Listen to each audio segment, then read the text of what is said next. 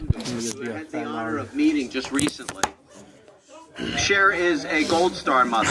Her son, Martin Condor, was a U.S. Army specialist killed in Baquba, Iraq in 2004.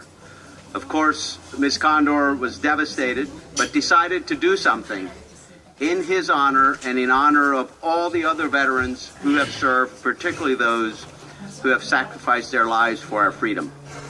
She created a memorial veterans garden called the Gold Star Garden in York County, and has raised, since the time it was created, nearly $1 million for the garden. This living monument, this beautiful living monument, is a gathering place for those who want to commemorate and remember the fallen and celebrate the lives of our sons and daughters who volunteered to protect this country. Ms. Condor honors our nation's veterans, and it's a privilege to recognize her contribution to our community on the House floor today.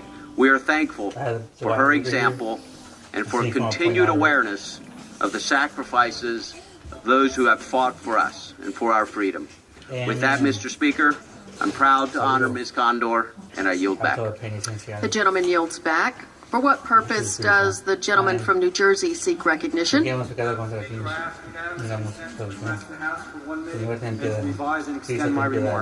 Without objection, the gentleman is recognized for 1 minute. Thank you, Madam Speaker, for allowing me to speak to the members of the House. We are all here because the American people made it so. The diversity of our nation's political ideals is boundless. That is what made our country what it is today. We are here to represent these vast ideals. The definition of bipartisanship is of or involving the agreement or cooperation of two political parties that usually oppose each other's policies. It is about cooperation. It is about compromise, and it is about working together with those who don't have the same exact ideals as you.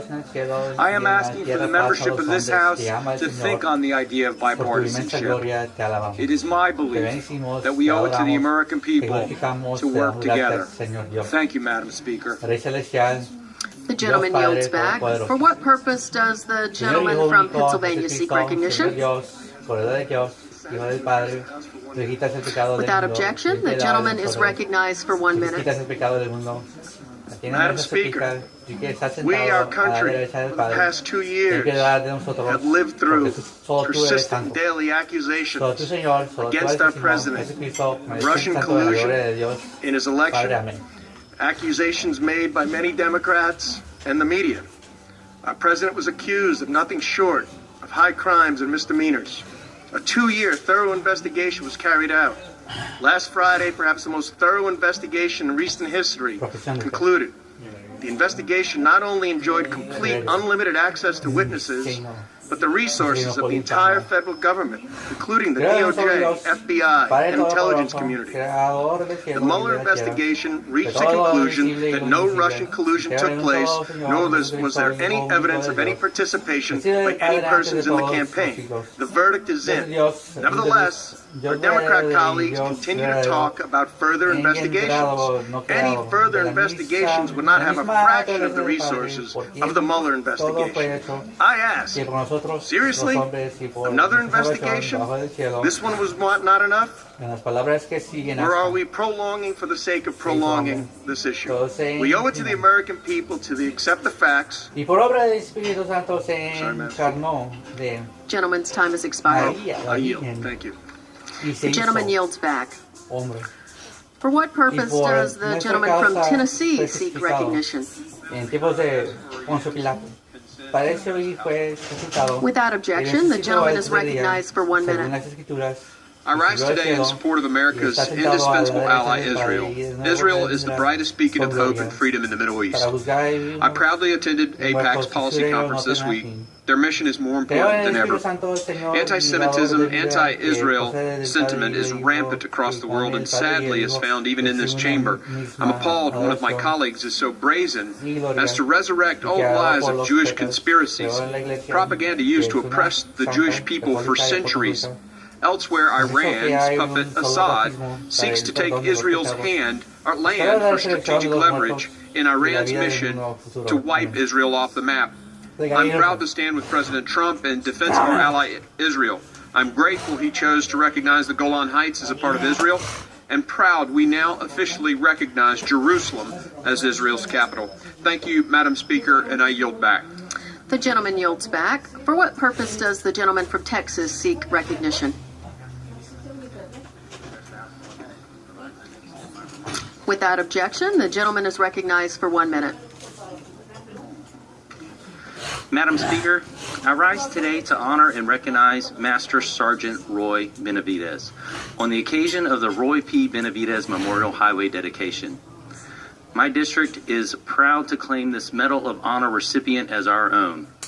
Sergeant Benavidez answered the call to serve his country in Vietnam. At one crucial time while overseas, he voluntarily boarded a rescue helicopter and put his own life on the line to save his fellow soldiers.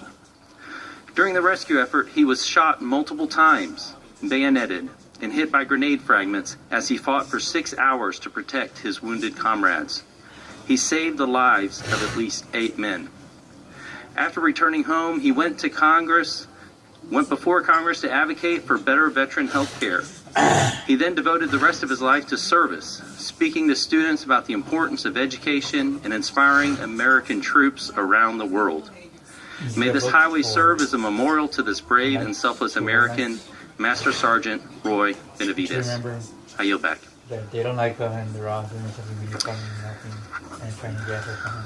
The gentleman yields back. Thank you.